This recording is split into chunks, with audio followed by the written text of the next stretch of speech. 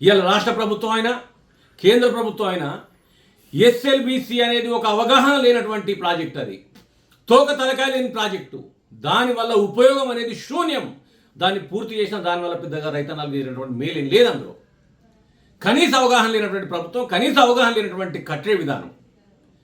మరి దానిపైన అక్కడ ప్రమాదం జరిగి ఒకవైపు అక్కడ ఉన్నటువంటి కార్మికులు మేము చేయమంటే కూడా బలవంతంగా వాళ్ళని లోపలికి దింపి 8 మంది ప్రాణాలు వాళ్ళు తీస్తే ఇప్పటివరకు కొన్ని పీరుగులే దొరకలేదు. మరి ఇంత చెత్త ప్రాజెక్టు మీద ఈ సెంట్రల్ గవర్నమెంట్ కానీ స్టేట్ గవర్నమెంట్ కానీ కమిషన్ ఎందుకు వేస్తలేదు? ఏం ఆశించి మీరు ఇద్దరు పొత్తువలో ఉన్నారనేది ప్రజలకు క్లియర్గా తెలిసిందే. దానిపైన విచారణ వేయరు, దానిపైన కమిషన్ వేయరు. అక్కడ దొరికినటువంటి శవాల పరిస్థితి ఏంది చెప్పరు. జరిగిన నష్టం ప్రజలు ఏదైతే ప్రజాధనం దుర్వినియోగం అయిపోయి మొత్తం అసలు పేరుకు రాకుండా పోతున్నా ఒక్కడు నోరు మీద పడు. కొన్ని ఛానళ్ళు, కొన్ని పత్రికలు తెలంగాణ అంటే నచ్చని అవి ఇంతంత జరిగితే కోడి గొంతెత్తి ఒరైనటువంటి ఛానళ్ళు, పత్రికలు ఇప్పుడు ఇంత జరిగినా ఇప్పటివరకు ఏదో ఒకటి కూడా బ్యానర్ వేయడం పెట్టారు, మీడియా కానీ ఛానళ్ళు కానీ.